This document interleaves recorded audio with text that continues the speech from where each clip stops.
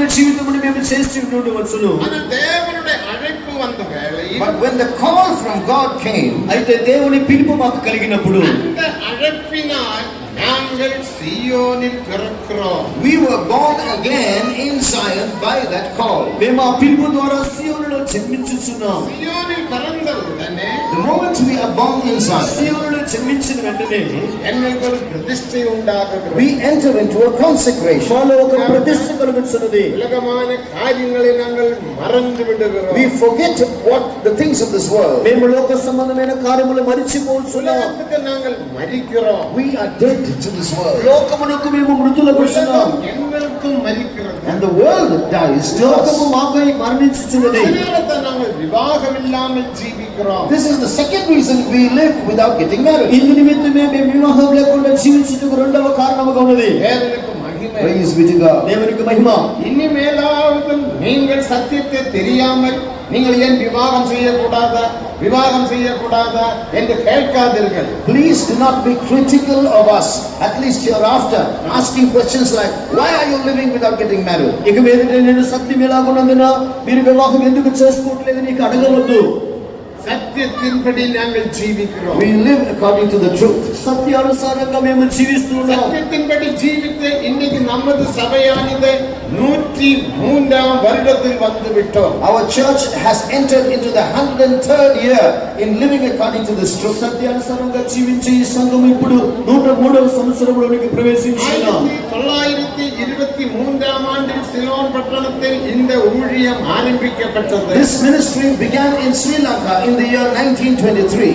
1923వ సంవత్సరంలో శ్రీలంకలో ఈ సంఘం స్థాపించబడినది. 103 வருடமாய் விட்டது. We have entered into the 103rd year. ఇప్పుడు 103వ సంవత్సరంలో ప్రవేశించినాం. ఇదే ప్రతిష్ఠയിൽ నాంగల్ We జీవిக்கிறோం. live according to this consecration these 103 years. ఈ 103 సంవత్సరములుగా మేము ఈ ప్రతిష్టలో జీవిస్తున్నాం. ஆனபடியினால் தேவனுடைய பிரமாணத்துக்கு கீழ்ப்படிந்து நாங்கள் விவாக ஜீவியம் இல்லாமல் ஜீவிக்கிறோம். That is why we have been obeying the law of God and living a celibate life. ఇందు నిమిత్తమే దేవుని ప్రమాణమునకు మేము లోబడిన వారై వివాహము చేసుకోకుండా జీవిస్తున్నాం. அது சொல்ல நேரம் இல்லை. There are many things to expound but no time. ఇంకా అనేక కార్యములు కలుగు చెప్పుటకు సమయం లేదు. పగతికి పోவோம். Come back to the key verse. మనము చదివిన భాగానికి వెళ్దాము. ఆచార్యన్ కన్యకయే వివాహం செய்ய வேண்டும். A high priest should marry a virgin. ప్రధాన యాజకుడు కన్యకను మాత్రమే వివాహం చేసుకొనవలెను. దేవునికి మహిమ. Glory be to God. దేవునికి మహిమ. அங்க 4 குரூப்பை நாம் பார்க்கிறோம் 14ஆம் வசனத்தில். In verse 14 we read of 3 kinds of people he should not marry. 21:14 లేవికాండంలో 4 గుంపుల వారిని మనం చూస్తున్నాం. కళ్యాణం பண்ணலாகாது. He should not marry a widow. ఒకటి విధవరాలు వివాహం చేసుకోకూడదు. కళ్ళపట్టవలే వివాహం చేయలాగాదు. 2, he should not marry a divorced woman. మూడవదిగా విడనాడబడిన దానిని వివాహం చేసుకోకూడదు. கற்பு குலைந்தவளை விவாகம் செய்யலாகாது. Thirdly, he should not marry one who is profane, one who has lost her virginity. మూడవదిగా ప్రస్తుతం లేదంటే కన్యత్వం కోల్పోయిన దానిని వివాహం చేసుకోకూడదు. వేశ్యే కళ్యాణం பண்ணக்கூடாது. 4, he should not marry a harlot. నాలుగవదిగా చార స్త్రీని వివాహం చేసుకోకూడదు.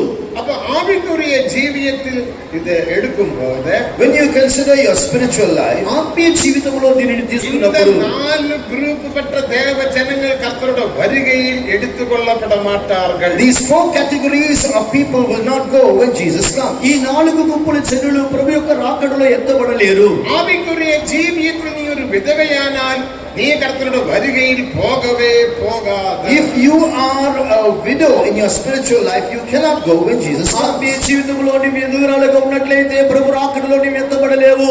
எழுத்தின்படி உள்ள விதவையை குறித்து நான் பேசுகிறது இல்லை. We are not speaking about literal widows. అక్షరార్థమైన విధవరాలి గురించి మేము మాట్లాడట్లేదు. విధవగలాయి வந்திருக்கலாம். Many of you here may be widows. ఇక్కడ అనేకులు విధవరాళ్ళు వచ్చి ఉండవచ్చు. நான் பேசுகிறது இல்லை. We are not speaking about you. మిమ్మల్ని గురించి మేము మాట్లాడట్లేదు. పరిశుద్ధ జీవియం செய்தால் நீ கர்த்தருடைய வருகையில் போகலாம். If you live a holy life, you also can go when Jesus నీవు comes. పరిశుద్ధ జీవితం చేస్తే ప్రభు రాకడలో నీవు ఎత్తబడగలవు. ஆவிக்குரிய ஜீவியத்தில் But spiritually speaking, ఆత్మీయ జీవితమందు நீ ஒரு விதவையானா if you are a widow, నీవు విధవరాలిగా ఉంటే ஆணுமானால் பெண்ணுமானாலும் It may be a male or a female. అది ఆడవారు కావచ్చు మగవారు நீ కావచ్చు. கர்த்தருடைய வருகையில் போக முடியாது. You cannot go when Jesus నీవు comes. ప్రభు రాకడలో ఎత్తబడలేవు. அப்ப விதவை என்று சொன்னால் அர்த்தம் என்ன? What does a widow signify? విధవరాలు అంటే అర్థం ఏమిటి? புருஷன் இறந்து போனால் அவளை நாம் விதவை என்று அழைக்கிறோம். When a woman loses her husband, when he dies, she becomes a widow. ఏ భార్య అయితే తన భర్త మరణిస్తుందో ఆ ఆమెని విధవరాలని పిలుస్తున్నారు. ரோமர் 7ஆம் அதிகாரம் 4ஆம் வசனத்தை நாம் வாசிக்கும் போது Reading from Romans 7:4, రోమా 7:4 వాక్యాన్ని చదివినప్పుడు அங்க என்ன வாசிக்கிறோம்? what do we read there? ఇక్కడ ఏం చదువుతున్నాం? புருஷன் இறந்து போனால் புருஷனுடைய பிரமாணத்தில் இருந்து அவள் விடுதலையை பெற்றிருக்கிறாள். When she loses her husband, she is freed from the law that binds her to her husband. శరీర ప్రకారమైనటువంటి భర్తను కోల్పోయినప్పుడు ఆ ప్రమాణం నుండి ఆమె విడుదల పొందుతున్నది. மறுபடியும் அவள் விவாகம் செய்யலாம். Which means she can get married again. మరలా తిరిగి ఆమె వివాహం చేసుకొనవచ్చును. புருஷன் உயிரோடு இருக்கையில் அவர் வேற விவாகம் செய்யலாகாது. But when her husband is alive, she should not get married again. ఆ పురుషుడు సజీవుడుగా ఉన్నప్పుడు వేరొక పురుషుని వివాహం చేసుకోలేదు. விவாக ரத்தானது வேதாகமம் ஒத்துக்கொள்ளுகிறது இல்ல. The Bible does not allow divorce. విడాకులు అనేది వివాహం పరిశుద్ధ గ్రంథం అంగీకరించలేదు. சபையிலும் உடைந்த பின்மாற்றம் வந்துவிட்டது. This backsliding has come into our church also. ఇప్పుడు మన సంఘంలో కూడా ఈ వెనుకబాటుతనం వచ్చి ఉన్నది. விவாகம் செய்ய வேண்டியது ஏதோ ஒரு காரணத்தை சொல்லி விவாக ரத்து வாங்குகிறார்கள். You get married and then for some old reason you divorce. వివాహం చేసుకున్నట్టు ఏదో కారణం చెప్పి వివాహ రద్దును కోరుతున్నారు. விவாகம் செய்கிறார். And then they get married again. ఇంకా తిరిగి వివాహం చేసుకుంటున్నారు. அனுமதிக்கிறது இல்ல. We don't allow that.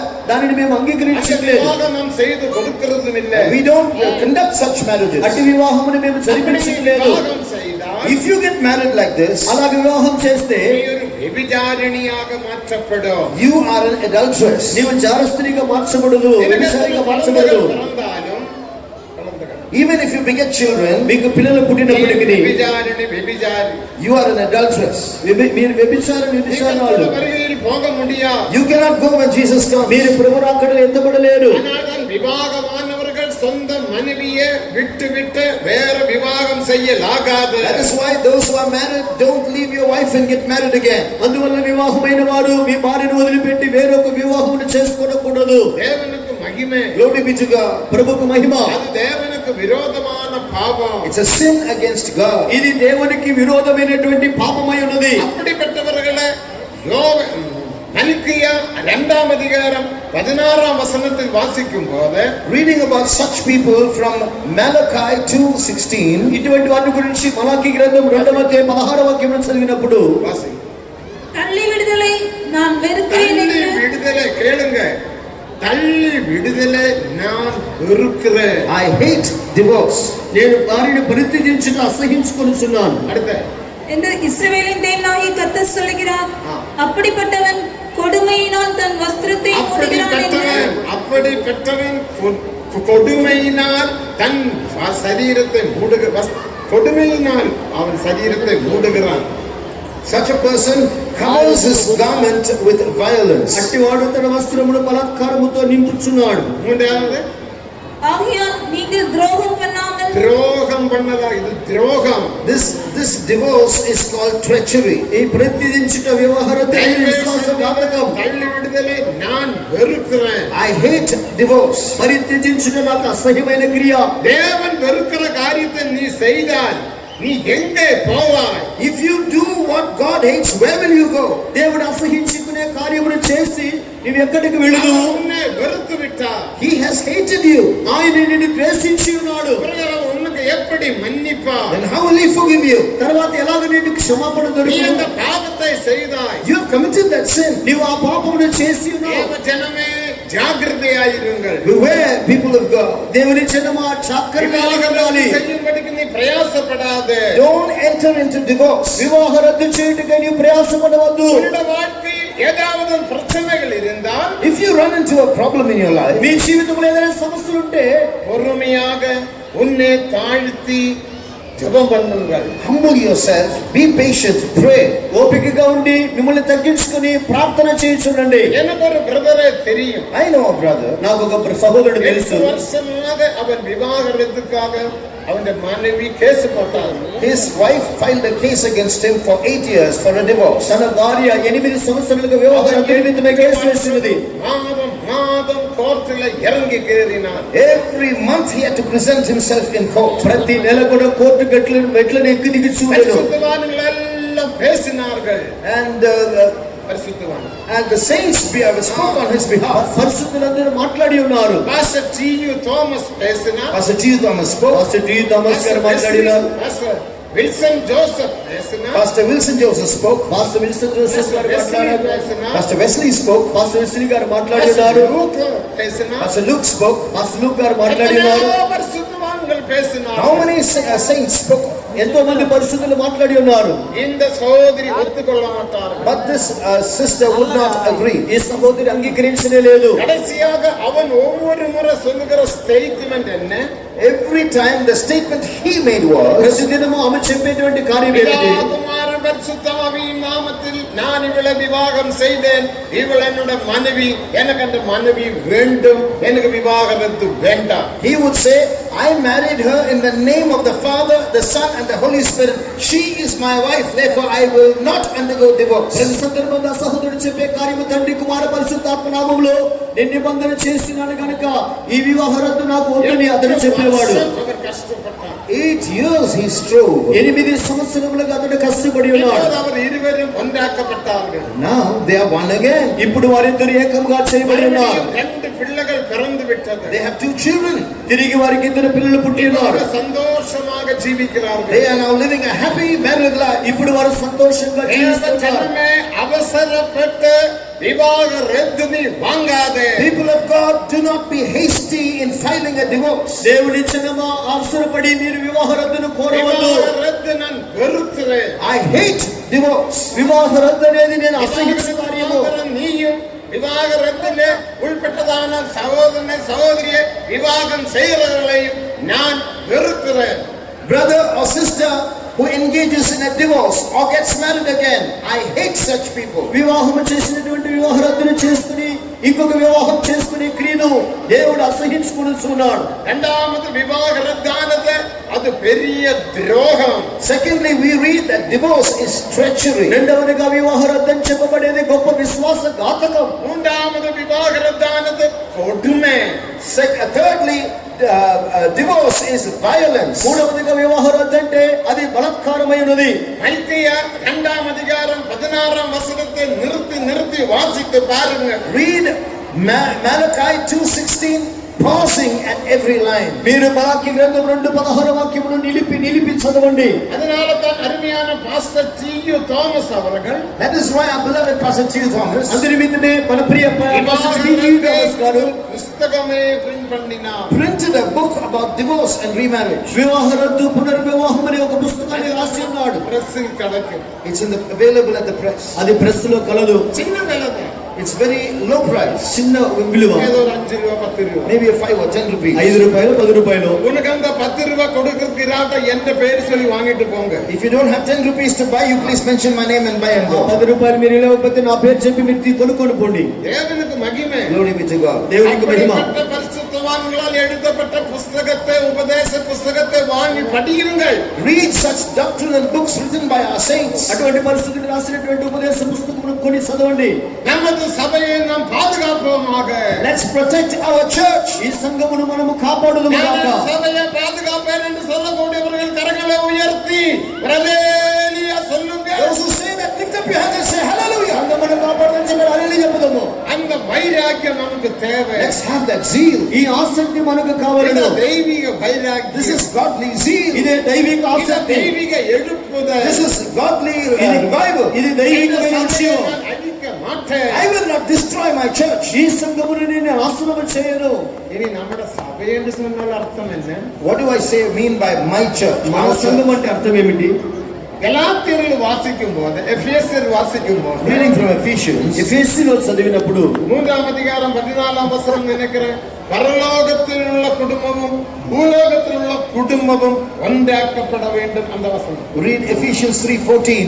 The church, the heavenly family and the earthly family being united. ఎఫెసీ 3:14 వాక్యం పరలోకమందున్న కుటుంబం భూమి మీద కుటుంబం ఏకం చేయబడాలి. பரலோகத்திலே குடும்பம், The whole family in heaven పరలోకమందు కుటుంబము భూమిயிலே కుటుంబం. and in earth. భూమిలో ఉన్న కుటుంబం. దేవునికి మహిమే. Praise be to God. దేవునికి మహిమ. భూమిயிலே కుటుంబం ఆరే Who is that kingdom family in the భూమి మీద earth? ఉన్న కుటుంబం ఎవరు? தேவனுடைய சபை. The church of God. దేవుని సంఘము. அதுதான் 133 சங்கீதம் 1 வசனத்தை வாசிக்கும் போது Reading from Psalm 133 verse 1. 133 కీర్తన మొదటి వాక్యాన్ని చదివినప్పుడు இதோ சகோதரர் ஒருமித்து வாசமாயிருப்பது எவ்வளவு இன்பமும் நன்மையுமாயிருக்கிறது. Behold, how good and how pleasant it is for brethren to dwell together in unity. సహోదరుల ఐక్యత కలిగి నివసించడం ఎంత మేలు మనోహరమైనది. நம்முடைய சபையை நாம் பாதுகாப்போமாக. Let's protect our church. మన సంఘమును మనము కాపాడుదుము. தேவனுக்கு மகிமை. Praise be to God. దేవునికి మహిమ. பூமியிலே குடும்பமும் பரலோகத்திலே குடும்பமும் ஒன்றாக்கப்பட வேண்டும். The family in earth and the family in heaven have to be united. భూమి మీద ఉన్న కుటుంబం పరలోకమందు ఉన్న కుటుంబం ఏకము చేయబడవలెను. குடும்பம் என்று நாம் தமிழில் சொன்னோம். We mentioned the word family in Tamil. కుటుంబము అని చెప్పి తమిళ్లో చెప్పిన ஆங்கிலத்தில் என்ன family FAMILY. Family in English is spelled FAMILY. English నందు ఫ్యామిలీ FAMIL. என்ன FAMILY என்ன? What is FAMILY? என்னது? ఏంటి FAMIL? Father and mother, I love you. Father and mother, I love you. Father mother అని నేను ప్రేమిస్తున్నా. Father and mother, I love you. అదా family. That is the family is the acronym for that sentence. ఇదే కుటుంబం యొక్క అర్థము. எத்தனை பேர் நேசிக்க போறீங்க? How many of you are going to love the family? ఎంతమంది కుటుంబాన్ని ప్రేమించగలుగుతారు? Who is our father? మన తండ్రి ఎవరు? పరలోకத்திலே పితా. Our heavenly father. పరలోకమందున్న తండ్రి. పరలోకத்திலே పితావే என்று நாம் జెబిక. That is why we pray, our Father which art in heaven. అందువల్ల పరలోకమందున్న ఉన్న మా తండ్రి అని పిలుస్తున్నాం, ప్రార్థిస్తున్నాం. ఆయారా. Who is our mother? మన తల్లి ఎవరు? గలాతీయర్ 4వ అధ్యాయం 25వ వచనத்தை వాసిக்கும் పోదు గలాతీ 4వ అధ్యాయం 25వ వాక్యం చదివినప్పుడు Reading from Galatians chapter 4 and verse 26. மீதே உள்ள எருசலேமு அவளே நமக்கு தாய். Jerusalem which is above is our mother. పైనున్న యెరూషలేము మనకు తల్లి ఉన్నది. மேலான எருசலேமோ மேலான எருசலேமு சுயாதீனமுள்ளவள் சுயாதீனமுள்ளவள் அவளை நம் எல்லாருக்கும் அவளே தாயானவள். நாம் எல்லோருக்கும் தாயார். നമ്മുടെ തായാൾ ആര്? So who is our mother? మన తల్లి ఎవరు? മേലെ ഉള്ള യെരൂശലേം. Jerusalem which is above. పైనున్న యెరూషలేము. That is the church of God. ఇది దేవుని సంఘము. നാം നേസിക്ക വേണ്ട. We should love that church. ఈ సంఘమును మనం ప్రేమించాలి. That is family. ఇదే కుటుంబము. நீங்க போகும்போது நடந்து போகும்போது சொல்லிட்டே போங்க. As you leave this place and walk and go, say this and go. మీరు నడిచి వెళ్ళేటప్పుడు చెప్పండి, I love you. Father and mother, I love you. తల్లి తండ్రి నేను నిన్ను ప్రేమిస్తున్నాను. 5 முறை சொல்லுவோமா? Shall we say it 5 times? ఒక 5 సార్లు చెప్పుదామా? எல்லாரும் வாய் திறந்து சொல்லுங்க. Open your mouth and say it. అందరూ నోరు తెరిచి చెప్పుదాము. Father and mother, I love you.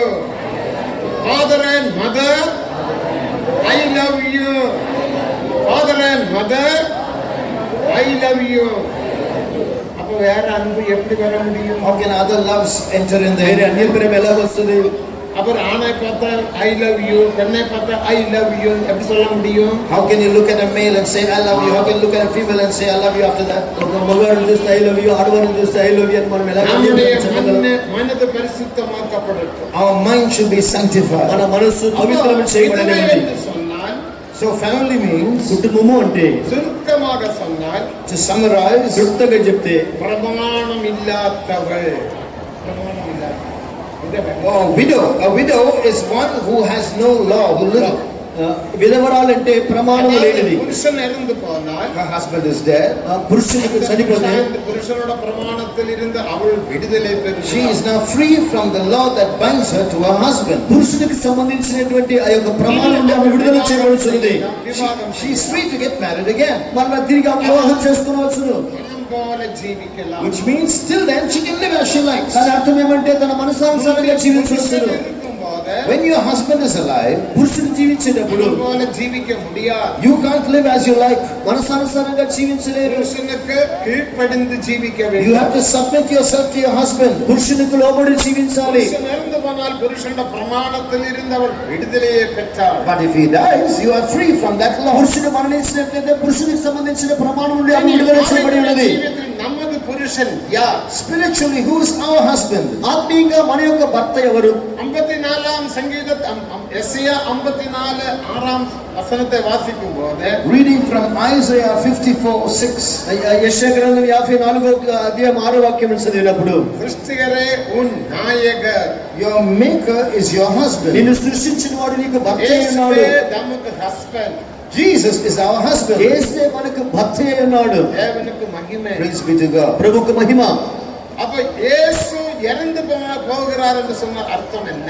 So what does Jesus dying mean? యేసు మరణించుచున్నాడంటే అర్థం ఏమిటి? இயேசு மரிக்கிறது இல்ல. Jesus will not die. యేసు మరణించలేదు. இயேசுவின் பிரமாணத்திலிருந்து நாம் விலகுகிறோம். It reveals you detaching yourself from the laws that bind you to Jesus. దాని అర్థం ఏమంటే యేసుతో ఉన్నటువంటి ఆ యొక్క బంధములో నుండి మనం విడిపింపబడుతున్నాం. இயேசுவின் பிரமாணத்திலிருந்து நீ விலகும் போது உனக்குள்ள இருக்கிற இயேசு அந்த எழுப்புதல் போய் விடுகிறது. When you untie yourself from Jesus, that revival that is caused by Jesus will leave you. యేసుతో ఉన్నటువంటి ఆ ప్రమాణము నుండి బయటకు వచ్చినప్పుడు యేసుతో ఉన్నటువంటి ఆ ఉత్సవం నుండి పోవచ్చున్నది. எழுப்புதல் இராதபடியினால், And when that revival fades away, ఆ ఉత్సవం లేనందున உனக்கு கோயிலுக்கு வர்றதுக்கு மனம் இல்ல, வேதம் வாசிக்க மனதில்லை, ஆவி நிரம்ப மனசில்லை, பாட்டு பாட மனதில்லை, ஆவிக்குரிய ஜீவியத்தில் முன்னேற மனதில்லை. you will lose interest in coming to church and praying and reading the word of God and in your spiritual life. నీ ఆత్మీయ జీవితంలో చర్చలకు వచ్చుకో, ప్రార్థించుకో, బైబిల్ చదివేదానికో, ఆత్మ నింపుదలకు, ఆత్మీయ జీవితంలో ముందుకు సాగుటకో నీకు మనసు లేకుండా పోల్సినది. என்று சொல்லப்படுகிறது. This is called backsliding. ఇది వెనుకబాటుతనం అని చెప్పబడుతున్నది. நம்முடைய இயேசு உயிரோடு இருக்கிறார். But our Jesus is alive. అయితే మన భర్త యేసు సజీవుడై ఉన్నాడు. யோபு என்ன சொன்னார்? What did Job say? యోబు ఏం చెప్పి என் ఉన్నాడు? மீட்பர் உயிரோடு My இருக்கிறார். Redeemer liveth. నా విమోచకుడు సజీవుడై ఉన్నాడు. மீட்பர் மரிக்கவில்லை. My Redeemer is not dead. నా విమోచకుడు మరణించలేదు. நமது மீட்பராக இயேசு உயிரோடு இருக்கிறபடினால் கரங்களை உயர்த்தி அல்லேலூயா சொல்லுங்க. మన విమోచకుడు இயேசு உயிரோடு இருக்கிறார். Jesus lives. యేసు సజీవుడై ఉన్నారు. அப்ப இயேசுவின் பிரமாணமும் உயிரோடு இருக்கிறது. Which means the law of Jesus is alive as well. యేసు యొక్క ప్రమాణమును సజీవముగానే ఉన్నది. இயேசுவின் பிரமாணம் என்ன? What is that law of Jesus? యేసు యొక్క నియమం ఏమిటి? ரோமர் 8ஆம் அதிகாரத்தை நாம் வாசிக்கும் போது, Reading from Romans chapter 8, రోమ 8వ అధ్యాయమును మనం చదివినప్పుడు 7 பிரமாணங்களை நாம் வாசிக்கிறோம். we read there of 7 laws. అక్కడ 7 ప్రమాణాల గురించి చదువుతున్నాం. 8ஆம் அதிகாரம் 1ஆம் வசனம், 8:1, 8:1, 8ஆம் அதிகாரம் 6ஆம் வசனம், 8:6, 8 8ஆம் அதிகாரம் 9ஆம் வசனம், then verse 9, 9వ వాక్యము, 8ஆம் அதிகாரம் 12, 13 வசனங்கள், then verses 12 and 13, 12, 13 8ஆம் వాక్యములు, அதிகாரம் 14ஆம் வசனம், then verse 14, 14వ వాక్యము, 8ஆம் அதிகாரம் 25ஆம் வசனம், then verse 25, 8:25, 8ஆம் அதிகாரம் 26ஆம் and வசனம். then verse 26. 26వ వాక్యము. 7 பிரமாணங்கள். 7 laws. 7 ప్రమాణాలు. ஆவியில் நடப்பது. One is walking in the Spirit. ఆత్మలో నడుచుతాం. இரண்டாவது ஆவியில் சிந்திப்பது. Secondly, thinking the mind of the Spirit. ఆత్మానుసారంగా తలంచుట రెండవది. மூன்றாவது ஆவியினால் சரீரத்தின் செய்கைகளை அழிப்பது. Thirdly, mortifying the deeds of the body. మూడవదిగా ఆత్మ ద్వారా శరీర క్రియలు నశింపజేయడం. ஆவியினால் உயிர்ப்பிக்கப்படுவது. Secondly, being quickened by the Spirit. దానికి తర్వాత ఆత్మ ద్వారా ఉజ్జీవింపజేయబడుట. அடுத்து ஆவியினால் நடத்தப்படுவது. Secondly, being led. Next, being led by the Spirit. తర్వాత ఆత్మ ద్వారా నడిపింపబడటం. அடுத்து ஆவியினால் ஜெபிப்பது. Finally, praying in the Spirit. దానికి తర్వాత ఆత్మ ద్వారా அடுத்து ప్రార్థించడం. ஆவியினால் பரிசுத்தவான்களுக்காக ஜெபிப்பது. Lastly, making intercession for the saints. in the Spirit. చివరిగా ఆత్మ ద్వారా పరిశుద్ధుల కొరకు ప్రార్థించుట. நம்முடைய புருஷன் நமக்கு தந்திருக்கிறார். Our husband has given us 7 laws. ఈ విధమైన 7 ప్రమాణాలు మన భర్త అయిన యేసు మనకి ఇచ్చినాడు, క్రీస్తు ఇచ్చినాడు. So we have to live by these laws. ఈ ప్రమాణానుసారంగా జీవించాలి. பிரமாணத்தில் நீ காணப்பட்டால், If you are found observing these laws, ఈ నియమములో నీవు కనబడితే எந்த மாம்சத்தின் வல்லமையும் உனக்கு விரோதமாக கிரிய செய்யாது. no carnal powers can overpower you. ఏ శరీరానుసారమైన శక్తి నీకు విరోధముగా క్రియ చేయలేదు. தேவனுக்கு மகிமை. Glory be to God. దేవునికి మహిమ. கலாத்தியர் 5ஆம் அதிகாரம் 16ஆம் வசனத்தை நாம் வாசிக்கும் போது Reading from Galatians 5:16. గలాతీ 5వ అధ్యాయం 16వ వాక్యమును చదివినప్పుడు ஆவிக்கேற்றபடி நடந்து கொள்ளுங்கள், அப்பொழுது மாம்ச இச்சையை நிறைவேற்றாமல் இருப்பீர்கள். Walk in the Spirit and ye shall not fulfill the lust of the flesh. ఆత్మానుసారంగా నడుచుకునుడి, అప్పుడు మీరు శరీరేచ్ఛను నెరవేర్చరు. ஆவியின் பிரமாணத்தின்படி நாம் ஜீவிக்கும் போது எந்த விதமான மாம்சீக வல்லமைகள், பின்மாற்றத்தின் வல்லமைகள், உலக வல்லமைகள், பாவத்தின் வல்லமைகள் நமக்கு விரோதமாக கிரியை செய்யாது. When we live after the law of the Spirit, then the laws of the flesh, the laws of sin will not work against our life. మనం ఆత్మ నియమం ప్రకారంగా జీవించినప్పుడు శరీర లోక ఈ పాప సంబంధమైనటువంటి ఎటువంటి నియమములు మనకు విరోధంగా శరీరములు పోరాడలేవు, జయించలేవు. நாம் ஜீவிப்போமாக. Therefore let us live by the laws of Jesus. అందువలన యేసుక్రీస్తు యొక్క నియమ ప్రకారంగా జీవించుదుము. పురుషన్ ఇருந்து విడావిட்டால் నీ ప్రమాణத்தில் காணப்படுவாய். As long as your husband is alive, you are under this law. నీ భర్త నీ జీవితంలో చనిపోకపోతే ఈ నియమ ప్రకారంగా నీవు జీవిస్తావు. அடுத்தபடி அப்ப விதவையே விவாகம் செய்ய மாட்டார், பின்மாற்றத்தில் ஜீவிக்கிறவர்களே விவாகம் செய்ய மாட்டார். So a high priest should not marry a widow. That means Jesus will not marry those who are in backsliding. వెనుకబడిన ప్రధాన యాజకుడు విధవరాలను వివాహం చేసుకున్నాడంటే వెనుకబడిపోయిన వారిని ప్రధాన యాజకుడు వివాహం చేసుకున్నాడు. விதவரத்தில் இருக்கிறீர்கள் என்று உங்களையே சோதித்து பாருங்கள். Examine yourselves and find out what state you are in. మీరు ఇప్పుడు ఏ స్థితిలో ఉన్నారో పరీక్షించుకునుడి.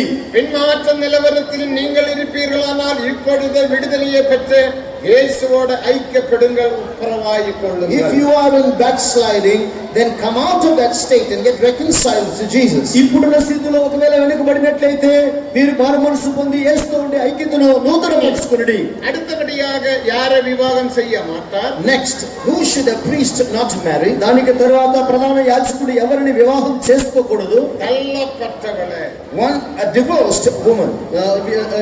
పరిత్యజించబడిన స్త్రీ, வாங்கினவர்களே, That is one who is divorced. విడనాడబడిన దానిని. உடனே ஜனங்கள் என்ன சொன்னார்கள்? What did the public say immediately? వెంటనే చర్యలు ఏం చేసి చెప్పి ఉన్నారు? விவாகரத்து என்ற சீட்டு கொடுத்து விவாகரத்து வாங்கலாம் என்று மோசே எங்களுக்கு பிரமாணம் தந்திருக்கிறார். Did not Moses allow us to produce a bill of divorcement and then separate? వివాహరద్దు యొక్క పత్రం నుంచి వివాహం చేసుకుని వచ్చి మోసే చెప్పి ఉన్నాడే. மத்தேயு 19ஆம் அதிகாரம் 8-9 வசனங்களில் வாசிக்கிறோம். You read that in Matthew 19 verses 8 and 9. మత్తయి సువార్త 19:8-9 వాక్యములో చదువుతున్నాం. மோசே என்ன சொன்னார்? What did Moses say? మోసే ఏం చెప్పినాడు? விவாக சீட்டு வாங்கினது உண்மைதான். It is true that you could produce a bill of divorce. పరిత్యాగ పత్రికని ఇచ్చేది నిజమే. உங்கள் ஹிருதயத்தின் கடினத்தின் நிமித்தம் மோசே அப்படி ஒரு பிரமாணம் உங்களுக்கு தந்தார். Moses allowed such a law because of the hardness of your heart. మీ హృదయ కాఠిన్యాన్ని బట్టి మీ భార్యని విడనాడు చూచుని మోసే సెలవిచ్చి ఉన్నాడు. அது தேவனால் உண்டான பிரமாணம் அல்ல. It is not God's direct will. అది దేవుని ద్వారా కలిగిన ప్రమాణం కాదు. விவாகரத்தானது தேவனுடைய பிரமாணம் அல்ல. It is not God's direct will. Divorce is not his will. వివాహమును విడనాడుట దేవుని యొక్క ప్రమాణము కాదు. தள்ளப்பட்டவளே, ஆண்டவர் விவாகம் செய்ய மாட்டார். God will not marry a divorced woman. విడనాడబడిన దానిని ప్రభు వివాహం చేసుకున్నాడు. ஆவிக்குரிய ஜீவியத்தில் In spiritual life, ఆత్మీయ జీవితమందు ஹிருதயம் கடினப்பட்டவர்கள், those who are hardened in their hearts. హృదయము కఠినపరచబడిన వారు. ஹிருதயத்தை கடினப்படுத்தி ஜீவிப்பீர்களானால், If you live hardening your heart, నీ హృదయమును కఠినపరచుకుని జీవిస్తే கர்த்தருடைய வருகையில் எடுத்துக் கொள்ளப்பட மாட்டார். you will not go when Jesus comes. నీవు ప్రభు రాకడలో ఎత్తబడలేవు. உன்னுடைய ஹிருதயம் எந்த நிலைமையில் காணப்பட வேண்டும்? What is the condition of your heart? నీ హృదయం ఏ స్థితిలో కనబడాలి? எபேசியர் 5ஆம் அதிகாரம் 18ஆம் வசனத்தை வாசிக்கும் போது, Reading from Ephesians 5:18. ఎఫెసీ 5వ అధ్యాయం 18వ వాక్యమును చదివినప్పుడు துன்மார்க்கத்துக்கு ஏதுவான மதுபான வெறி கொள்ளாமல், Be not filled with wine wherein is excess, దుర్వ్యాపారములు కలిగిన మద్యపానంతో ఉండక ஆவியினால் நிரம்பி, but be filled with the Spirit, ఆత్మపూర్ణులై ఉండి சங்கீதங்களினாலும் ஞானப்பாட்டுகளினாலும் கீர்த்தனைகளினாலும் கர்த்தருக்கு ஹிருதயத்தில் பாடி, speaking to yourselves in psalms and hymns and spiritual songs, కీర్తనలు సంగీతములు ఆత్మ సంబంధమైన పాటలు మీ హృదయములో ప్రభువు గురించి కీర్తించు. ஆராதிப்போமாக. worship God. దేవునిని ఆరాధించుదుము. இந்த ஹிருதயத்தில் நீ தேவனை பாட வேண்டும். Your heart should make melody to God. మీ హృదయములలో ప్రభువుని గురించి పాడుచు కీర్తించుచుండాలి. தேவ அன்பினால் நிரம்ப வேண்டும். Or your heart should be filled with God's love. లేదంటే మీ హృదయము దేవుని ప్రేమ చేత నింపబడి ఉండవలెను. பரிசுத்தாவியின் அபிஷேகத்தினால், By the anointing of the Holy Spirit, పరిశుద్ధాత్మ అభిషేకము ద్వారా ரோமர் 5ஆம் அதிகாரம் 5ஆம் வசனத்தின்படி according to Romans 5:5, రోమా 5వ అధ్యాయం 5వ వాక్య ప్రకారము அபிஷேகத்தினால் தேவ அன்பு இருதயங்களில் ஊற்றினார். the love of God is shed abroad in our hearts by the Holy Spirit. అభిషేకము ద్వారా దేవుని ప్రేమ మన హృదయములో కుమ్మరింపబడి ఉన్నది. அபிஷேகம் பெற்ற தேவ ஜனமே, People of God who have received the anointing, అభిషేకముబడిన దేవుని జనమా, உன்னுடைய இருதயத்தில் தேவ அன்பு தேவன் ஊற்றினார். God has poured out His love into your నీ hearts. హృదయంలో దేవుడు దేవుని ప్రేమను కుమ్మరించి ఉన్నాడు. எதற்காக இந்த அன்பை ஊற்றினார்?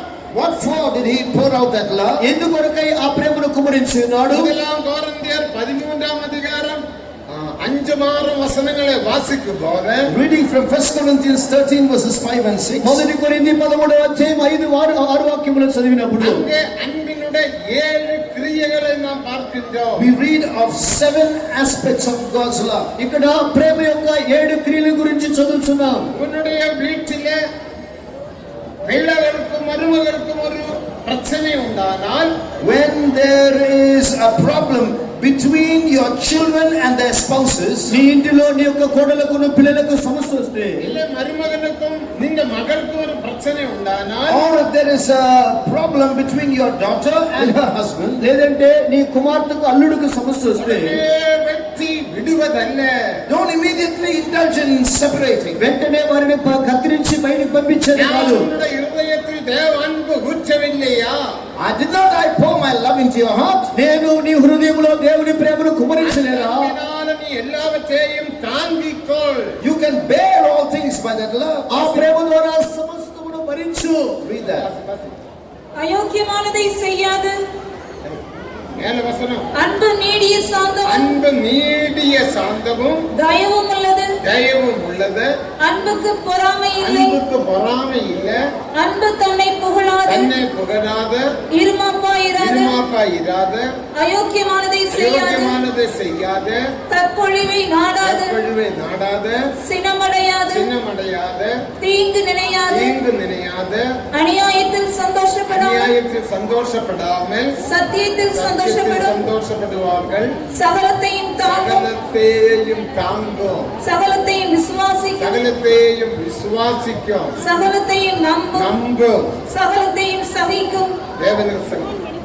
இதுக்குதான் அன்பு தேவன் ஊற்றி இருக்கிறார். This is why God has poured His love into you. ఇందుకొరకే దేవుని ప్రేమ కుమ్మరించి ஏதோ ఉన్నాడు. சொல்கிறது கேட்ட உடனே நீயே வெற்றி விடுவதல்ல. Not just immediately cutting yourself off because you hear some info from someone else. ఎవరో ఏదో చెప్పారని వెంటనే విడనాడటం కాదు. மதுபானம் வெறி கொள்ளாமல், Be not drunk with wine. మద్యపానమందు మత్తులు కాక. தேவனுக்கு மகிமை. Praise be to God. ప్రభువుకు స్తోత్రం. என்னோட வாழ்க்கையில் மதுபான வெறி இருக்கலாகாது. You should not be a drunk in your life. జీవితమందు మద్యపానముతో మత్తులు కాకూడదు. 7 சபைகளில் எபேசு சபைதான் மேன்மையான சபை. Of the 7 churches of Asia Minor, the church at Ephesus was the best. Asia ఖండములో ఉన్నటువంటి 7 సంఘముల్లో ఎఫెసు సంఘమే శ్రేష్టమైనది. சபை ஏதாவது மதுபானம் குடித்திருப்பார்களா? Would any of the members of the church at Ephesus have drunk wine? అట్లయితే ఎఫెసు సంఘస్థులు ఏదైనా మద్యపానము పానం చేస్తున్నారా? அவர்கள் மதுபானம் குடிக்க மாட்டார்கள். Never. They would never have done it. వారు ఎన్నడూ మద్యపానమును పానము చేసి ఉండదు. அதே பரிசுத்த பவுல் அவருக்கு நிரூபம் எழுதும் போது, Then why did St. Paul say these words when he wrote this epistle to them? అట్లయితే ఎఫెసు పత్రికలో పౌలు పత్రిక రాసినప్పుడు மதுபானம் வெறி கொள்ளாமல், Be not drunk with wine, మద్యపానముతో మత్తుకులై ఉండమని ఎందుకు రాసినాడు? நிரம்பி but be filled with the Spirit. ఆత్మపూర్ణులై உங்களுடைய ஹிருதயத்தில் அன்பே பெற்றுக் கொள்ளுங்கள். That means receive His love into your heart. మీ హృదయములో దేవుని ప్రేమతో నింపబడండి. கடினப்படுத்தாத. Do not harden your heart. నీ హృదయమును కఠినపరచుకో. ஹிருதயத்தில் கசப்பு வைக்காத. Do not harbor bitterness in your నీ heart. హృదయమందు చేదు పెట్టుకోవద్దు. ஹிருதயத்தில் விரோதங்கள் வைக்காத. Don't have hatred within you. నీ హృదయములో విరోధాన్ని పెంచుకోవద్దు. அப்படிப்பட்ட விரோதங்கள் கசப்புகள் இருந்தால், If you have any hatred or bitterness against anyone, ఎవరికైనా విరోధాలు కానీ చేదులు కానీ హృదయంలో ఉంటే தேவனுடைய ஆவியானவர் உன்னோடு the பேசுகிறார். Holy Spirit is speaking to you this evening. ఈ సాయంత్రం వేళలో ఆత్మదేవుడు నీతోనే మాట్లాడుతూ ఉన్నాడు. என் மகனே, என் மகளே, உன்னுடைய கசப்பு விட்டுவிடு. My son, my daughter, forsake that bitterness. నా కుమారుడు ఆ కుమార్తె నీ చేతులు నీ వదిలిపెట్టుము. நீ எடுத்த தீர்மானத்திலிருந்து பின்வாங்கி விடு. Come away from that wrong resolution you have నీ taken. తప్పైనటువంటి తీర్మానం నుండి నువ్వు బయటకు రమ్ము. ஆவியினால் நிரம்புங்கள். Get filled with the Spirit. ఆత్మ పూర్ణులై ఉండుడి. கர்த்தர்க்கென்று ஹிருதயத்தில் பாடுங்கள்.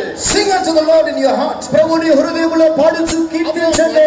மதுபான வெறி என்று சொன்னாரே. So he spoke about drinking, getting drunk. మద్యపాన మత్తులని చెప్పారు. மதுபான வெறி என்ன? What is that intoxication? మద్యముతో మత్తులై ఉండుట ఏంటి? நீதிமொழிகள் 20ஆம் அதிகாரம் 1ஆம் வசனத்தை வாசிக்கும் போது Reading from Proverbs 21. నీ సామెతల గ్రంథం 21 అధ్యాయం మొదటి వాక్యంలో చదివినప్పుడు திராட்சரசம் பரிகாசத்தையும் Wine is a mocker, ద్రాక్షరసము వెక్కిరింతలను, மதுபானம் அமளியையும் வெளிப்படுத்துகிறது. and strong drink is raging. మద్యము అల్లరి పుట్టించును.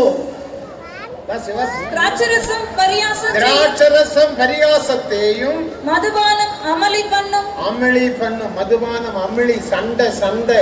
Strong drink stirs up strife. మద్యము అల్లరి పుట్టించును, గొడవలు పెట్టును. பரிசுத்த பவுல் என்ன சொல்கிறார்? நீங்கள் சண்டையே போடாதீர்கள். That means St. Paul is saying, don't fight. పౌలు చెప్పే కార్యం అంటే అర్థం ఏమంటే మీరు గొడవలు పెట్టవద్దు. அருமையான மனைவிகளே, புருஷர்களே, சகோதரனே, சகோதரியே, Beloved wives and husbands and brothers and sisters, ప్రియ భార్యలారా, భర్తలారా, సహోదరులారా, సహోదరులారా, நீங்களே இயேசுவின் மணவாட்டி. you are the bride of Jesus. మీరు యేసుక్రీస్తు యొక్క పెళ్లి நீங்கள் కుమార్తె, ஒருவருக்கொருவர் భార్య. சண்டையே போடாதீர்கள். Please do not be quarreling with one another. మీరు ఒకరికి విరోధంగా ఒకరు పోట్లాడవద్దు. பரிகாசம் பண்ணாதீர்கள். Don't be mocking against each other. అపహసించవద్దు. கிண்டல் பண்ணாதீர்கள். Do not be mocking each other. అల్లరి చేయవద్దు. மேலும் 1 சாமுவேல் 15ஆம் அதிகாரம் 23ஆம் வசனத்தில் வாசிக்கிறோம். We read this also in 1 Samuel 15:23. దీనిని గురించి మొదటి సమయాలు 15వ అధ్యాయం 23వ వాక్యంలో చదువుతున్నాం. தேவாவியினால் நிரம்பி Being filled thus in the Spirit, ఈ విధముగా మనము దేవుని ప్రేమ చేత నింపబడి பிரச்சனைகளெல்லாம் நீ மாற்றலாம். you can change all your character. నీ యొక్క సమస్యలన్నింటినీ స్వభావాన్ని మార్చుకోవచ్చు. எத்தனை விவாகரத்துக்கு போனவர்கள் இப்போது குடும்பமாக ஜீவிக்கிறார்கள். So many people who wanted to separate are now living together as a family ఎంతో again. మంది భార్య విడనాడే వారు ఇప్పుడు ఏకమై కుటుంబ జీవితం చేస్తున్నారు. அவசரப்பட்டு நீ ஒன்றும் செய்யாதே. So do not make hasty decisions. త్వరపడి ఏ నిర్ణయం చేయవద్దు, తీసుకోవద్దు. துன்மார்க்கருடைய ஆலோசனையை கேளாமலும் பாவிகளுடைய வழியில் இல்லாமலும் பரிகாசக்காரர் உட்காரும் இடத்தில் நீ உட்காராமல் இருக்க வேண்டும். Blessed is the man who walketh not in the counsel of the ungodly, nor standeth in the way of sinners, nor sitteth in the seat of the scornful. దుష్టుల ఆలోచించుకున్న పాపల మార్గం నిలక మహాసులు కూర్చుని చోటున కూర్చుండవద్దు. நீனுடைய நண்பர்கள் யார்? Who are your friends? నీ స్నేహితులు ఉన్నారే వారెవరు? குணப்படாத நண்பர்கள் அல்லவா உன்னுடைய நண்பர்கள்? Are not your friends unconverted people? వారు మనసును పొందని వారే నీ స్నేహితులుగా ఉన్నారు కదా. துன்மார்க்கருடைய ஆலோசனையை கேளாதே. But do not listen to the counsel of the ungodly. దుష్టుల ఆలోచన వినవద్దు. பாவிகளுடைய வழியில் இல்லாதே. Do not stand in the way of sinners. పాపల మార్గమున నిలవవద్దు. பரிகாசக்காரர் உட்காரும் இடத்தில் நீ உட்காராதே. Do not sit in the seat where mockers are sitting. అపహాసకులు కూర్చుని చోట కూర్చుండక தேவனுடைய நியாயப்பிரமாணத்தில் இரவும் பகலும் நீ பிரியமாயிருந்த இரவும் பகலும் தேவ பிரமாணத்தை தியானியுங்கள். On the other hand, you must find delight in the law of God and meditate therein day and night. ప్రతిగా యెహోవా ధర్మశాస్త్రం ఆనందించింది వారంతములు దాన్ని ధ్యానం చేసి ఉండండి. அப்போது நீங்கள் நீர்கால்களின் ஓரமாக நடப்பட்டு தன் காலத்தில் கனியை கொடுத்து இலை உதிராமல் இருக்கும் மரத்தை போல் இருப்பான். நீ செய்வதெல்லாம் வாய்க்கும். Then you will be like a tree planted by the rivers of water that bringeth forth its fruit in its season. Your leaf will not wither, and whatever you do will prosper. అప్పుడు నీటి కాలవల వరకు నాటబడేది ఆకువాడక దాని కాలమందు పడిన చెట్టు వలె ఉండుచు అతడు చేయనిదంతయు సఫలమగును. இந்த பிரமாணத்தின்படி ஜீவிக்க ஒப்புக்கொடுங்கள். Surrender to live by this law. ఈ ప్రమాణానుసారంగా జీవించడానికి అప్పగించండి. உன் ஹிருதயத்தை கடினப்படுத்தாதே. Therefore do not harden your heart against these words. అందువలన ఈ వాక్యాన్ని బట్టి నీ హృదయాన్ని కఠినపరచుకోకు. தேவனுடைய நியாயப்பிரமாணத்தில் பிரியமாயிருப்பேன். I will find my delight in the law of God. యెహోవా ధర్మశాస్త్రమును నేను ఆనందించెదను. தேவனுக்கு மகிமை. Glory be to God. దేవునికి మహిమ. இரவும் பகலும் வேதத்தை வாசிப்பேன் தியானிப்பேன் என்று சொல்லுங்கள். Say, I will read the word of God. I will meditate therein day and night. దేవుని వాక్యాన్ని చదువుతూ దివారాత్రాలు దానిని ధ్యానించుదని చెప్పండి. இன்னைக்கு அநேகர் வேதத்தை வாசிக்கிறது இல்ல, உங்கள் பிள்ளைகளும் வாசிக்கிறது இல்ல, ஊழியத்துக்கு வருகிறவர்களும் வேதத்தை வாசிக்காமல் வருகிறார்கள். Many do not read the Bible. Your children don't read the Bible. Even those who are stepping into the ministry don't read the Bible. ఇది నాలో మీరు చదవట్లేదు, మీ పిల్లలు గ్రంథాన్ని చదవట్లేదు, సేవకు వచ్చే వాళ్ళు కూడా గ్రంథాన్ని చదువుకునే வருஷமாக நான் அபிஷேகம் பெற்றேன். 28 years. 28 సంవత్సరములుగా నేను అభిషేకాన్ని పొంది ఉన్నాను. சொல்றாங்க 28 வருஷம். They say எத்தனை முறை Bible வாசிப்போ I received the Holy Spirit 20 years ago. வருஷம் எங்க போய் விட்டது? How many times did you read the Bible? Abhishek. What happened to those 28 years? అభిషేకం పొంది 28 సంవత్సరాలు అయితే ఎంత ఇన్ని உங்களுடைய பிள்ளைகள் வேதத்தை வாசிக்கிறார்களா இல்லையா என்று நீங்கள் ஆராய்ந்து பாருங்கள். Parents, you must supervise your children and see if they are reading the word of God or no. తల్లిదండ్రులారా మీ బిడ్డలు దేవుని వాక్యం చదువుతున్నారా లేదని పరీక్షించండి. தேவனுக்கு மகிமை. Praise be to God. దేవునికి మహిమ. எதுக்கு வேதத்தை வாசிக்க வேண்டும்? Why should we read the word of God? Bible ఎందుకు చదవాలి? 119 సంగీతం 16 వచనத்தை వాసిக்கும் పోது Reading from Psalm 119 and verse 16. 119 కీర్తన 11 వాక్యం చదివినప్పుడు 14. 19 11 நான் உமக்கு விரோதமாக பாவம் செய்யாதபடிக்கு உமது வார்த்தையை எனக்குள் வைத்து வைத்தேன். Verse 11. Thy word have I hid in mine heart that I might not sin against thee. నీ ఎదుట నేను పాపము చేయకుండానట్లు నా హృదయములో నీ వాక్యం ఉంచుకొని ఉన్నాను. நீ செய்வதெல்லாம் வாய்க்க வேண்டுமானால், if whatever you do must prosper, నీవు చేయనిదంతా సఫలమగాలంటే வேதத்தின் மேல் பிரியமாயிருந்த இரவும் பகலும் வேதத்தை வாசியுங்கள் தியானியுங்கள். you must delight yourself in the law of God, meditate on the word of God, read it day and night. Bible నందు ఆనందించుచు దివారాత్రులు దాన్ని చదివి ధ్యానిస్తుండండి. தேவனுக்கு மகிமை. Glory be to God. దేవునికి మహిమ. அப்போது உன்னுடைய வாழ்க்கையில் உன்னுடைய குடும்பத்தில் தள்ளப்பட்டவள் வராது. Then you will not reach that state of being divorced in your life. నీ యొక్క ఆత్మీయ జీవితమందు విడనాడబడుట అనే అనుభవం నీ జీవితంలో రాదు. தள்ளப்பட்டவள பகுதியிலிருந்து நாம் எல்லாரும் விலகுவோமாக. Let's all come away from that state of divorce. విడనాడబడే అనుభవం ఆత్మీయ అనుభవముల నుండి మనమందరము విడిపింపబడదాము గాక. நான் விலகுகிறேன் என்று சொல்றவங்க கரங்களை ஒருத்தர் அல்லேலூயா சொல்லி தேவனை துதியுங்கள். Those who say I'm coming out of the divorce, lift up your hands and praise God and say hallelujah. అనుభవం నుండి నేను బయటకు వస్తున్నానని చెప్పి తీర్మానించే వాళ్ళందరూ చేతులు ఎత్తున కాలేని చెప్పండి. சாத்தான் சொல்லுவான் அதெல்லாம் விடாதே. Satan will say no, don't leave it. సాతాను చెప్పును అది విడవద్దని చెప్పును. பாஸ்டர் எம்டிக்கு என்ன தெரியும்? அவர் கல்யாணம் பண்ணாரு. What does Pastor M.T. Thomas know? Has he got married? మా సెంటి గారికి ఏం తెలుసు, ఆయన వివాహం கல்யாணம் చేసుకున్నాడు. பண்ணினா தான் தெரியும். Only if you get married you will know. వివాహం చేసుకుంటేనే తెలుసు. கல்யாணம் பண்ண வேண்டாம், உங்களை நடத்தும் போதே எங்களுக்கு தெரியுது. When we lead you who are married, we know. వివాహం చేసుకుని మిమ్మల్ని నడిపించినప్పుడు பிரச்சனை எங்கள் பிரச்சனை. Your problem is our problem. మీ సమస్యలు మా సమస్యలు. உங்கள் வேதனை எங்கள் வேதனை. Your pain is our pain. మీ వేదన మా యొక్క వేదన. உங்கள் வியாதி எங்கள் வியாதி. Your sickness is our sickness. మీ వ్యాధి మా యొక్క వ్యాధి. நாங்கள் உங்களுக்காக ஜீவிக்கிறோம். We live for you. మేము మీ కొరకై జీవిస్తున్నాం. ஆனபடியால் தீர்க்கதரிசிகளை நம்புங்கள், உங்களை நடத்துபவர்களையும் நம்புங்கள். Therefore believe in the prophets and believe in those who are leading you. అందువలన ప్రవక్తలను నమ్ముడి మిమ్మల్ని నడిపించే వారిని నమ్మండి. இனி மூன்றாவது யாரை எடுத்து சேர்க்க மாட்டார்கள்? Who are the third category of people who will not get married to a priest? మూడవదిగా ప్రధాన యాజకుడు ఎటువంటి వారిని వివాహం చేసుకోకూడదు. என்ன வாசிக்கிறோம்? ఏం చదువుతున్నాం? கற்ப கொலைந்தவர். One who is profane. వస్త్రాలు కన్యత్వాన్ని కోల్పోయినది. தேவனுக்கு மகிமை. Praise be to God. ప్రభుకు మహిమ. நம்முடைய ஜீவியத்தில் ரகசியமான பாவத்தை வெளிப்படுத்துகிறது. அந்த பாவத்தினால் நீ உன் சரீரத்தை தீட்டுப்படுத்துகிறாய். One who has lost your virginity refers to those who had defiled their bodies by engaging in secret sins. ఈ యొక్క కార్యం అనేది మన జీవితంలోనే రహస్య పాపమును బయలుపరుస్తుంది.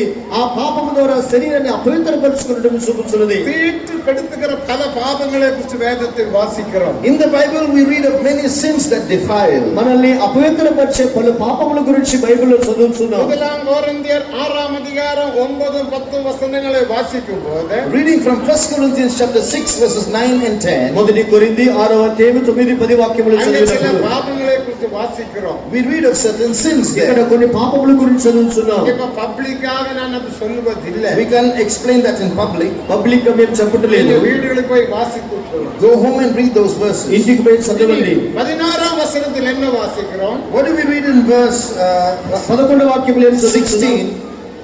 11, verse 11. நீங்களும் இப்படிப்பட்டவர்களாய் இருந்தீர்கள். And such were some of you. మీలో కొందరు అట్టి వారై ఉంటిరి. ஆனால் இயேசுவின் நாமத்தினாலும் இயேசுவினுடைய ஆவியினாலும் கழுவப்பட்டீர்கள், நீதிமான்களாக்கப்பட்டீர்கள், பரிசுத்தவான்களாக்கப்பட்டீர்கள். But now you are washed, you are sanctified, and you are justified in the name of the Lord Jesus and by the Spirit of our God. కానీ ప్రభువైన యేసుక్రీస్తు నామములో మన దేవుని ఆత్మయందు మీరు కడుగుబడి పరిశుద్ధపరచబడిన వారై నీతిమంతులుగా తీర్చబడితిరి. நீங்களும் இப்படிப்பட்டவர்களாய் இருந்தீர்கள். Such were some of you.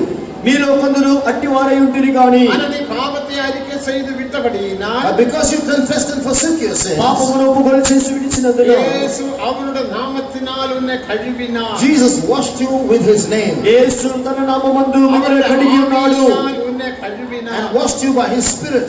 ఆయన తన ఆత్మ ద్వారా మిమ్మల్ని కడిగి ఉన్నాడు. அவர் கழுவினபடியினால் And because he washed you, ఆయన కడిగినందున இப்போது நீங்கள் சுத்தமானீர்கள். ye are now clean. ఇప్పుడు మీరు పరిశుద్ధపరచబడి ఉన్నారు. பரிசுத்தவான்களாக்கப்பட்டீர்கள். You are now sanctified. పరిశుద్ధులుగా మార్చబడి ఉన్నారు. நீதிமான்களாக்கப்பட்டீர்கள். You are justified. నీతిమంతులుగా తీర్చబడి ఉన్నారు. இயேசு நம்மை சுத்தம் செய்கிற தேவன். Our Jesus is a God who cleanses us. మన యేసు మనల్ని కడిగి పరిశుద్ధపరచు దేవుడు. இயேசுவின் சகல பாவங்களையும் நீக்கி நம்மை சுத்திகரிக்கிறது. The blood of Jesus sanctifies us and washes us of all our sins. యేసుక్రీస్తు రక్తము సమస్త పాపం నుండి ప్రతి పాపం నుండి మనల్ని కడిగి పవిత్రంగా చేస్తుంది. நாலாவது பகுதி என்ன? What is the fourth aspect? నాలుగవ భాగం ఏమిటి?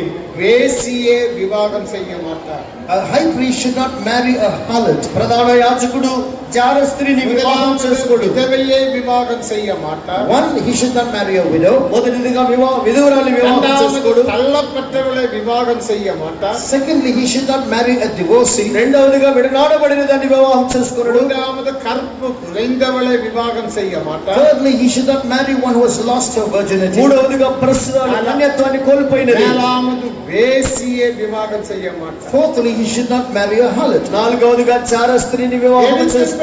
இப்படிப்பட்ட நிலைமையில் உள்ளவர்கள் தேவனுடைய வருகையில் போக மாட்டார்கள்.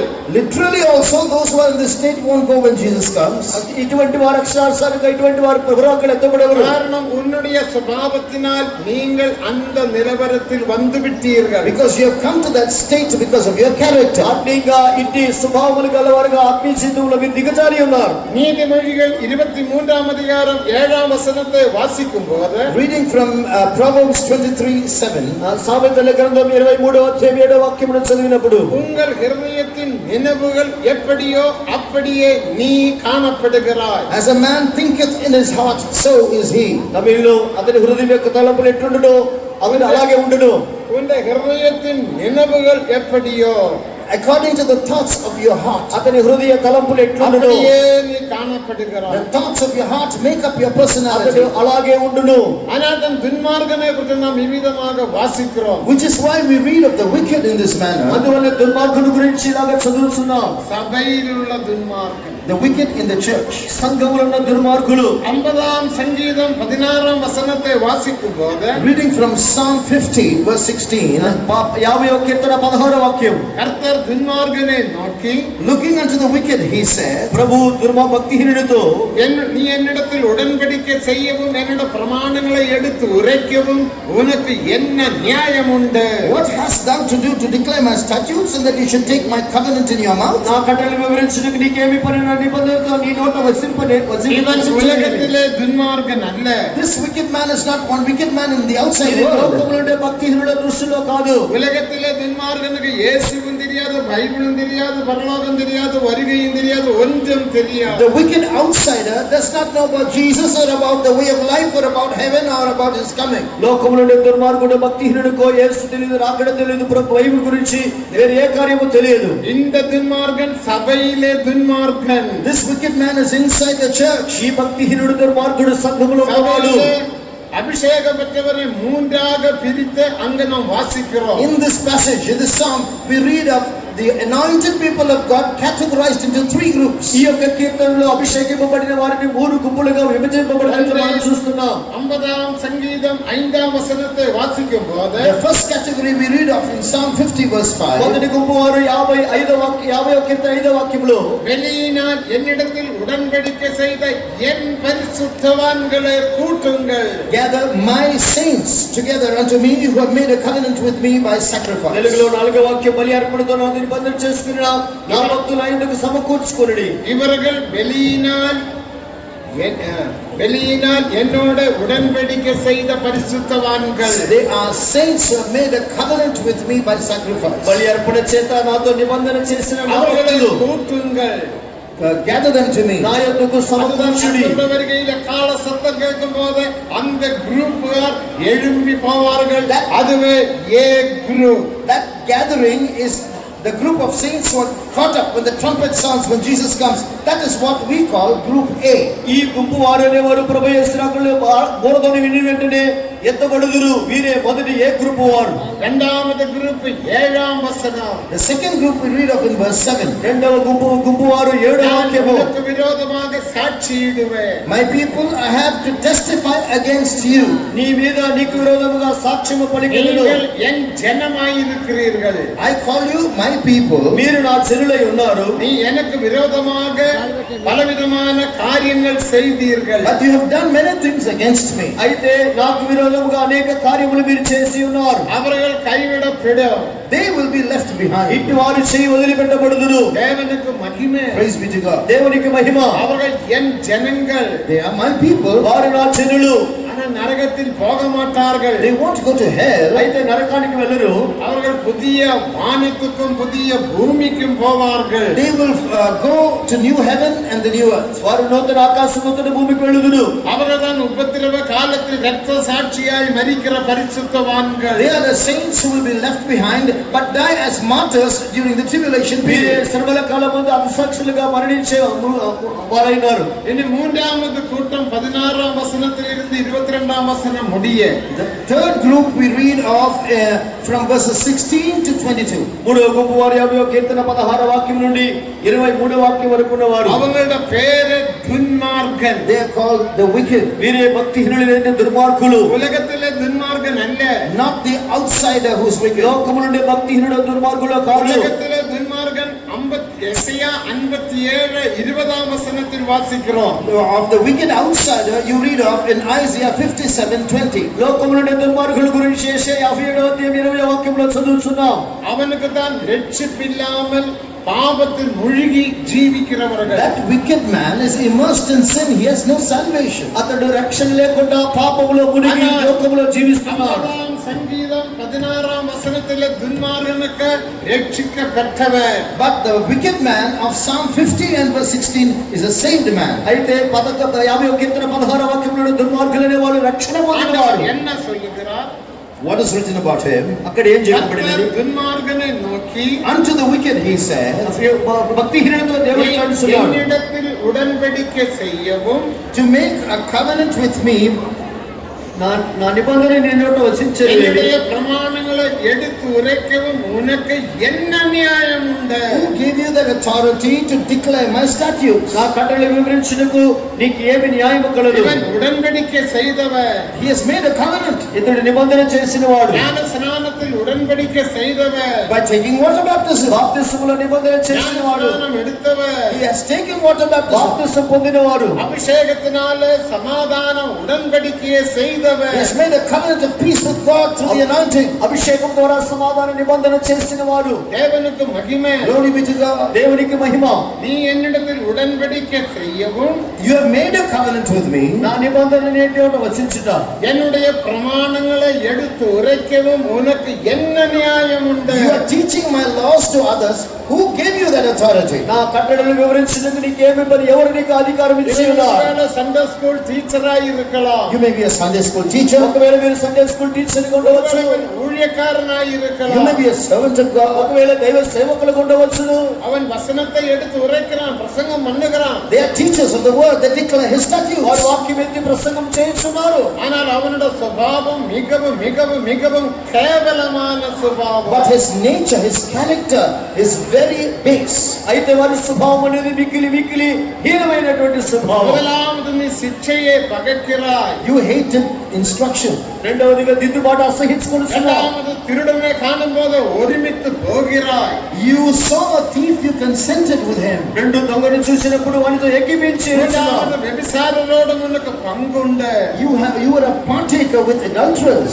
వ్యభిచారంతో నీవు సాంగత్యం చేస్తున్నావు. 10 కార్యங்களை நமக்கு கீழே You வாசிக்கிறோம். read of 10 points of those wicked people there. ఈ విధముగా భక్తిహీనుడి గురించి 10 కార్యములు అక్కడ చూస్తున్నావు. இவர்களும் கர்த்தருடைய வருகையில் போக மாட்டார்கள். They won't go when Jesus comes. వీరు ప్రభువు రాకడలో ఎత్తబడలేరు. இவர்கள் தான் வேசியே. They are the harlot, the వీరే whore. చారులు. தேவனுக்கு மகிமை. Apart from your காணப்படுகிறீர்கள். what is your state? ఎటువంటి స్థితిలో కనబడుతున్నారు?